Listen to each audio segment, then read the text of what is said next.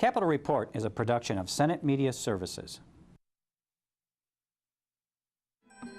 The gavel has dropped, now the work begins. Will some of that work reform gun laws? We discuss in this week's Capitol Report.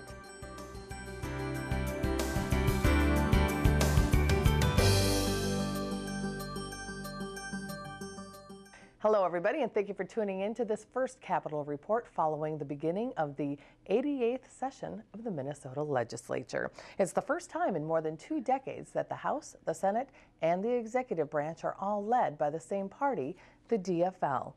67 senators, including newly elected Majority Leader Tom Bach, Minority Leader David Hann, and President of the Senate Sandy Pappas, were sworn in on the Senate floor on Tuesday. Concurrently, in the other chamber was the official swearing in of the newly elected Speaker, Paul Thiessen, joining new Majority Leader Aaron Murphy, Minority Leader Kurt Daudt, along with 131 other members. By Wednesday, the new leaders detailed their vision for the 2013 session. This session, the Democrats in the legislature, working with Governor Dayton, really do have an opportunity to move past that gridlock, move the state forward with an agenda that grows our economy, and make sure that we have a growing economy where the middle class is prosperous and growing, that more and more people are entering the middle class. And our priorities this session are simple. It's really, we're seeing this session through that lens.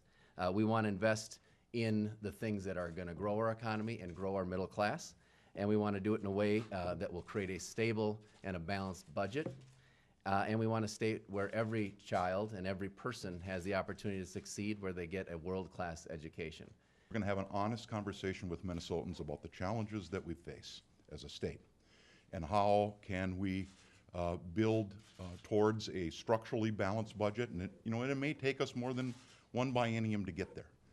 But my overall goal over the next 4 years will be, whether I run again or not in 2016, is that the budget that we hand off to the legislature coming in 2017 is balanced.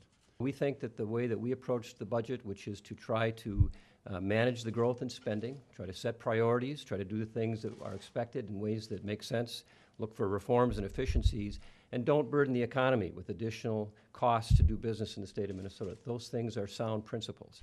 We use them. We think that the forecasts have shown that those things have been effective. We are very concerned about what's going on in the national economy, the federal government, the kinds of budget struggles they're having, the impact that may have on our economy.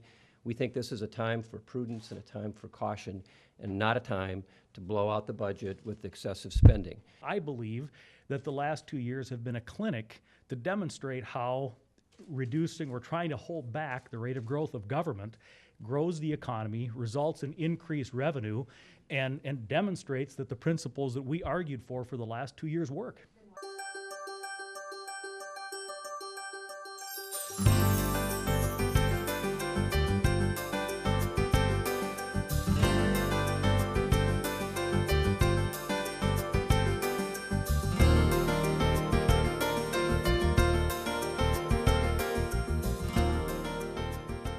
The December shootings in a Connecticut elementary school brought the issue of gun control back to the forefront. Chair of the Senate Judiciary Committee, Senator Ron Latz, sat down with us earlier to discuss the issue. Senator, let's begin with what did happen in Connecticut, and it's a state where many consider Connecticut to have very strong gun laws already in place. So to me, this kind of begs the question, in your opinion, is this a federal issue? And if so, how can the state kind of complement what's being done at a federal level? Well, this is largely a federal issue, but the federal laws leave room for the states to pass their own laws as well. States can be more strict about access to guns than the feds necessarily will pass in their own Congress. So it's kind of joint jurisdiction. Of course, the president has announced he's going to take a very aggressive approach to this. He's got the vice president chairing a task force to come up with proposals, and I think we're going to have to see what they have to say. And we've heard talk about a lot of different potential proposals being introduced this session.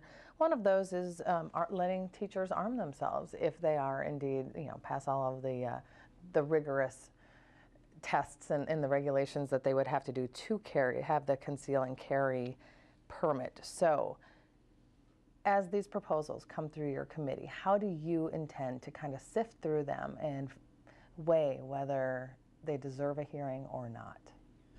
Well, you know, this is my first time as a chair of the committee, so I'm going to have to take a thoughtful approach to all of the proposals that get referred to my committee, and we'll see what time allows to have bills heard and whether there is support for the bills informally on the committee. You know, if a bill comes to us that it's clear there isn't any support on the committee at all for it, there's not going to be any point in wasting the hearing At this time point, on that. well, and at this point, do you endorse any policy changes? I don't. I'm not comfortable with the notion of arming the teachers in all the classrooms, but beyond that, I don't have any particular proposal that I'm going to be out advocating for. But our committee is a committee with the jurisdiction over the topic, and I tend to lean in favor of control over access to guns, certainly certain types of guns, assault rifles, the multiple magazine guns as well, like the Bushmaster that was used in the Connecticut shooting. But this is a tough area to legislate because, you know, you can pass something into law and then the technology can change or the design features can change to try to find a way around the statute. So you've got to be pretty careful how you fashion the laws as well. On December 12th, MinnPost did a story on this issue. Representative Tony Cornish, he's the outgoing chair of the House Public Safety Committee, he was quoted stating he isn't sure that there's any interest in the DFL to be known as the party who took away gun owners' rights. What do you think of this statement? I think that's the wrong question to be asking. I don't think it's about gun owners' rights. I think that they're already established in state law, lots of rights for people to own guns, but it is a regulated access, and that's just the nature of it, just like access to driving cars is regulated. So the question is, what are the appropriate regulations and where do we draw that line? Those are the kinds of policies that we'll be discussing in committee. And we talked a little bit about the argument of whether or not more legal access to guns is the answer. You said it isn't, but let's talk a little more deeply about that. What would you like to see done if you could craft legislation at a statewide level? What would you like to see done to strengthen these laws? Well, you know, first let me say that you'd have to live 1,000 years before your child in any particular school is going to become a victim of anything like this. I mean, I'm not making this up. I mean, it's a long, like the odds of it happening are very, very small. So no one should feel like when they go to school, even now, without any changes in the law, that they are at risk. The fact is this does happen on occasion. But the fact is there are a lot more deaths from guns around the country every year in lots of other places than in schools. The school shootings are quite rare. Of course, they get a lot of attention, and they make all of us concerned about it. Now, that said, I think there are steps that schools can take to improve security. There are steps that they can take to improve responses together with law enforcement when there are incidents to be concerned about. And there may be some steps that we can take in terms of the gun laws, access, registration, regulation, and we'll be looking at those questions. But I want to say again, kids shouldn't be afraid now, and parents shouldn't be worried now about their kids going to school because the likelihood of anything like this happening is so small. And arguably, the big issue here is personal safety, and the discussion that we will likely hear in the legislature is whether people feel more safe with guns or whether more guns should be taken away. And again, as chair, do you see that there's going to be any room for compromise with an issue like this? Well, I think there's always room for compromise if people on both sides are willing to accept something other than their most doctrinaire position. That's been why this has been such a difficult issue over the years, because both sides have been very locked in, if you will, to their positions. So I'm always willing to work with both sides, and I'm hopeful if we have any legislation come out on this issue that it's a consensus issue, and I don't think it's a partisan one. This is not Democrat or Republican. This is a philosophical issue that crosses, lines in rural versus metro versus suburban. It has philosophical lines with libertarians as well as other areas of philosophy. So this is not a Democrat versus Republican thing. We've got a lot of work to do if we're going to find consensus, and I hope that we can if anything comes forward. And is it your preference then, as chair of the Judiciary Committee, to begin these conversations sooner rather than later? Well, our first job is to deal with the budget and to deal with the jobs and the economy in Minnesota. And this is a budget year. So this is the year that the legislature will set the budget for the next 2 years. That's our first task. We'll have to focus on the courts and on corrections and the Department of Human Rights and public defenders and civil legal services. That's our budget jurisdiction and judiciary, and that will take our primary focus. And the court system is asking for additional funding. Do you think that that's going to be something that's doable, given the budget situation with the deficit coming in? Well, you know, the courts are a core function of government. They are a third branch. They're not just a subsidiary executive agency. So we have an obligation to make sure the courts are adequately funded. They are the venue for resolving disputes in society in ways that do not involve guns or other forms of violence, or if you go back historically to physical jousting or duels. I mean, we're channeling our dispute resolution process into the court system, both from a criminal law standpoint and from a civil law standpoint. So it's very, very important. It's fundamental to our state institutions to have a well-funded judiciary. And most of judiciary are people. It's people who implement this entire process. And so that will require, you know, salaries and so on. If we cut budgets, we cut people. Justice is slower, and that's not acceptable in a civil society. So that's my #1 priority. And for the corrections department, same issue. It's mostly people. There you've got prisons, but most of the budget is in the guards and in the other officials that are supervising the inmates. So we've got a budget that should remain intact, at least at the baseline. And for those who are looking for an increase, we do have a tight budget, and we'll do our very best. Okay, with those words, Senator Ron Latz, thank you so much for joining us today. Thanks, Julie.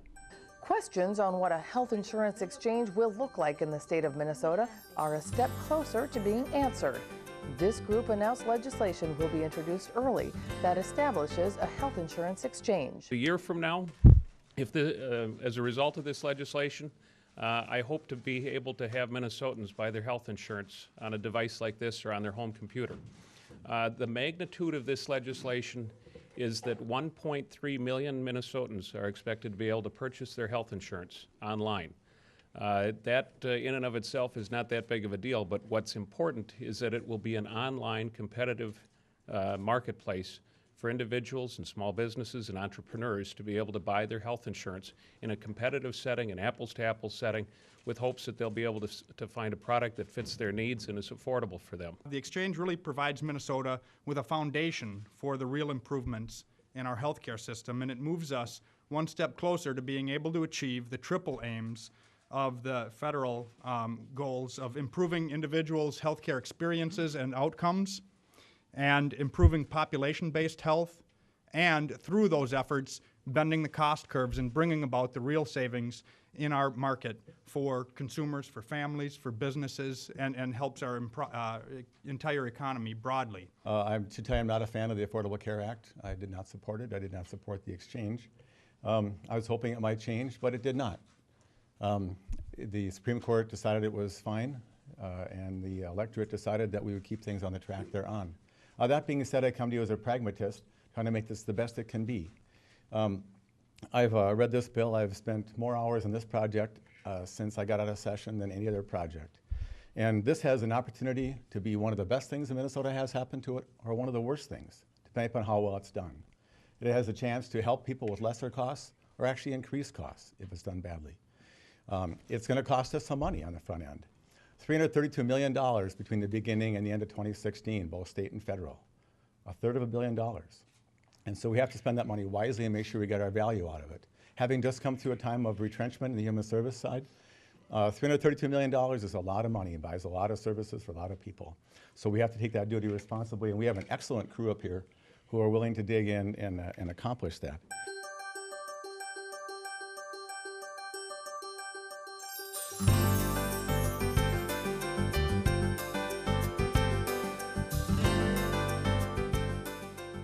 We continue our conversation on gun regulations with former Douglas County Sheriff Bill Ingebrigtsen, now a senator, of course. Senator, thanks for joining us. We appreciate it. Thank you so much for having me, Julie. Let's begin with a quote that was on the in the January 14th Capitol Chatter. And Don Davis wrote, your quote, "I would absolutely be open to personnel in the school who are certified and trained to have the option to do that. We will have to have them trained. I just don't think that is unreasonable." Why do you think arming people in schools is a good idea, and will you propose legislation reflecting this? Yes, I would, and the reason I do is because that's where our concern is focused right now, is safety in schools. And my experience brings me back to some years ago when Columbine happened, when myself and the chief of police at that time when I was sheriff and the prosecuting attorney as well as school officials went to a school in Memphis, and we dealt with that very issue and learned that there are ways that we can communicate and the way we can put armed officers in the school. And that was armed officers we were talking about at that time. Now it's come to the point where economics, of course, is an issue, and one would have to ask themselves, and I put this story out there because I think it's pretty common sense. If that principal the other day, when that terrible shooting occurred a month ago, would have had an opportunity to stop the threat instead of just approach him and try and talk him out of this mass killing, to stopping the threat. Now, I know stopping the threat is scary to some people. That means you actually have to shoot somebody. Maybe, if that would have happened in that situation, maybe 15 parents instead of 20. 15 parents could have went home that night and tucked their kids in to bed instead of went home and prepared for funerals. So I don't think too many people can argue with that. Now, I'm not certainly a proponent for the government to come in and mandate something like that. I think we need it to be able to give them the option to be able to do that. And if I'm a parent or a grandparent, which I am now, and I know that the school has somebody in that school that has a weapon to stop a threat like that, I'm going to feel better. But I'm knowing also that that person's going to be trained, similar to what a police officer is, to be able to stop a threat like that. And moving beyond just the schools, I mean, it's fair to say that this argument overall is really about personal protection and safety. So as a former member of law enforcement for decades, do you think that expanding gun rights or tightening regulations would be the right direction? I think we're just fine where we are. I think we have like some 33,000 gun laws on the books right now pertaining to what we're talking about now is this dangerous weapon or this tactical weapon that everybody's so afraid of. And personal protection's been there. As a former sheriff, I wrote literally hundreds of permits for people to protect themselves. They had to go through a procedure, the background investigation. Not once did I have one of them commit a crime with that gun. So we're really focused on the people that are occasionally doing these types of things. And Julie, I don't know that we can legislate anti-evil. We can sure try, well, but there are just evil people that are going to do this. And that begs my next question is, do you think this is a gun issue or a mental health issue? I think it is more of a mental health issue, and the reason I say that is because I also worked in that area. The stop gaps, the walls that we ran into in law enforcement, talking with social services folks, talking with prosecutors, talking with other agencies, we could not exchange that information. And I'll give you a hypothetical I think that everybody will understand. If a young lad is in class and you can tell there's something wrong at home, you should be able to have the opportunity as a teacher or even a law enforcement officer or have somebody assigned to say, okay, Johnny, or okay, Mary, what's the problem here? Oh, Dad was, we found out that Dad, through law enforcement, Dad was thrown in jail last night. And that puts something in order there that starts a mechanism to be able to get that child some help. And I can go on and on with hypotheticals, but we need to do a better job of not only recognizing it, but lawmakers can actually make it a little more easy for the practitioners to exchange that information and make their classrooms safer. So, Senator, this is a budget year. Judiciary Committee Chair Senator Ron Latz came on the show, and he believes that this issue can wait until the budget is balanced. Now, given the recent events in Connecticut and some accidental shootings of children here in the Twin Cities, do you think this is an issue, whether it's the mental health issue or the gun issue or both? Do you think they can wait another year? I don't think so. I don't think that's something that we certainly can do as well as with the budget. And I don't think we're talking about a lot of dollars when we talk about giving the schools the option to train these people on the training side, on arming somebody. And I think, quite frankly, there's this talk about, the media putting, their houses on the map. I mean, what a terrible thing to do. What you're doing is you're doing you're allowing the bad guy to know, well, I'm not going to go to that house because there's a gun, but I'm certainly going to go over here because there isn't one. Or I'm going to, this is a jailer's house. Now there's even threats of that. You're a jailer, I'm a prisoner, and I'm going to come and get your family because now I know where you live, those kinds of things. You've got to really be careful with this stuff. We're overreacting. I think we have less deaths now by guns in the United States than we ever have. Certainly they're terrible. They're horrendous crimes that happen. I can't imagine somebody wanting to take the lives of 20 innocent young children. But those are evil, evil people. But certainly we can deal with this in this legislative session. The federal government, as you know, is stepping up. I think they're having a meeting right now. In fact, our Hennepin County Sheriff is part of that process, a former legislator. And I'm kind of interested to see where that goes. I know the federal government doesn't work very fast, but nevertheless, I'd like to see what the whole atmosphere there is. But we can tie it into some legislation here in the state. But legislation isn't necessarily the answer. We have the First Amendment that is protected, and the movies that we watch, blood splattering movies or blood splattering games that kids play at home, that never really seems to get the test of the Constitution. So the Second Amendment always seems to be the one that people go after. I've never yet known a gun to get up out of the corner by itself and walk over and shoot somebody. It's another plain analogy, and that might be real simplistic, but the bottom line is there's somebody behind that trigger. That person's either evil, or that person has got a mental illness that we still haven't been able to identify, or we're not paying close enough attention to. Maybe we need to start paying attention to mental illness like we do what we call the fat police. Diabetes, overweight in this country. We have mental illness, and we want to mainstream those people, but we have to make sure they take care of themselves. And if they don't, we need to make the practitioners again have them have the ability to be able to detect that and help them at an early time before they get into something like this. Okay, with those words, Senator Bill Ingebrigtsen, thank you so much for joining us. Thank you so much.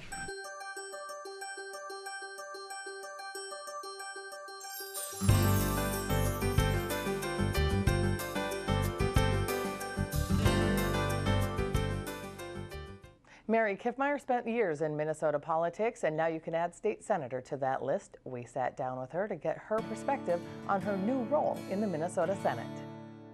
As you move into the Senate, what do you consider some of your legislative priorities, just coming out of the chute?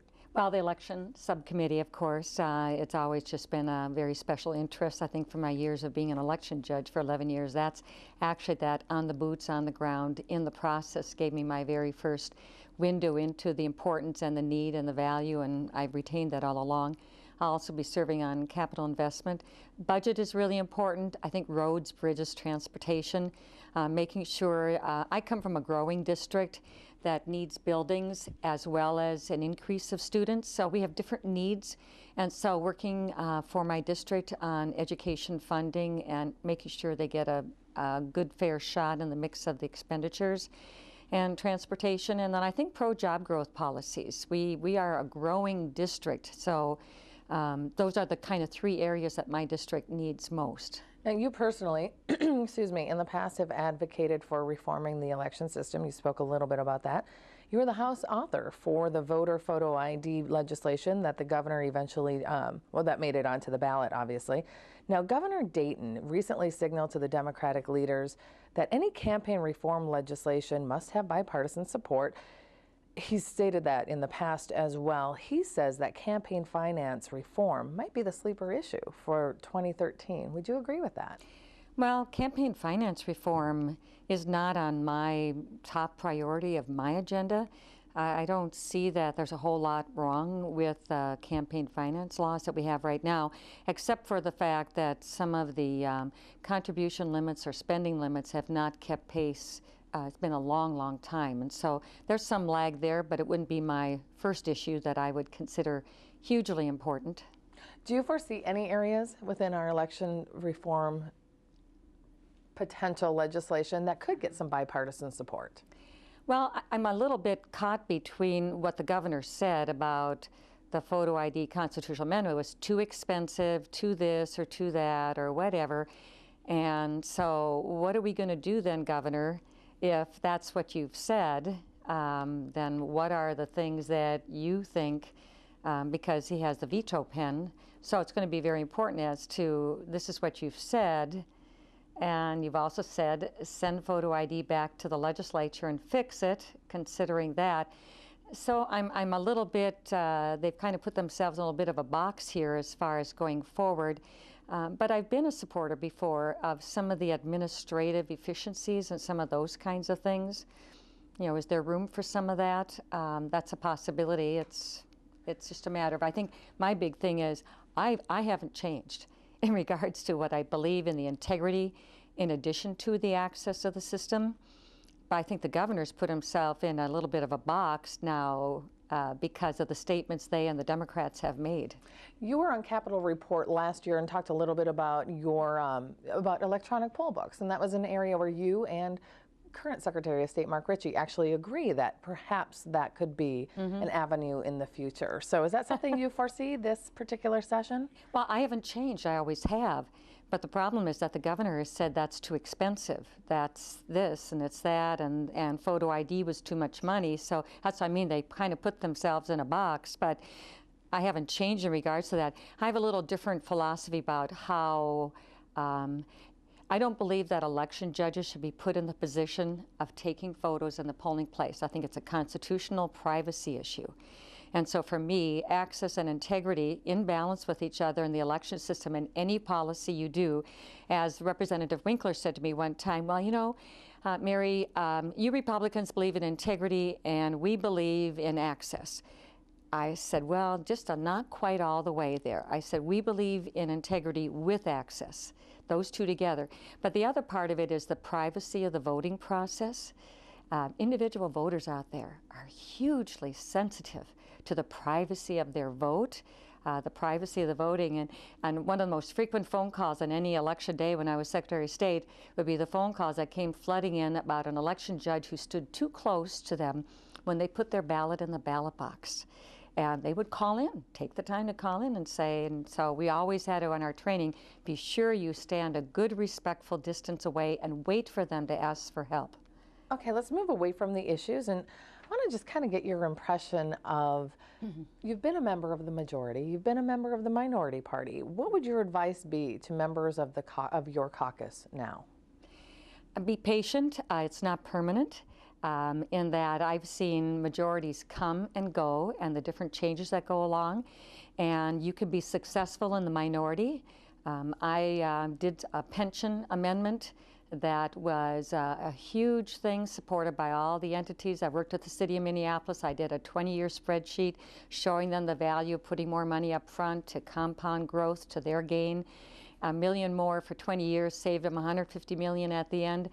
Those kinds of things, my name is not on any amendment, and I was in the minority, and it saved the taxpayers about $5.2 billion over the next 5 years. In pension costs, my name is not on that amendment. I handed it over to a majority party member who introduced it. It was successfully passed and signed by Governor Pawlenty. So I think there are different ways in how you do things, but I care more about getting the work done than having my name on it.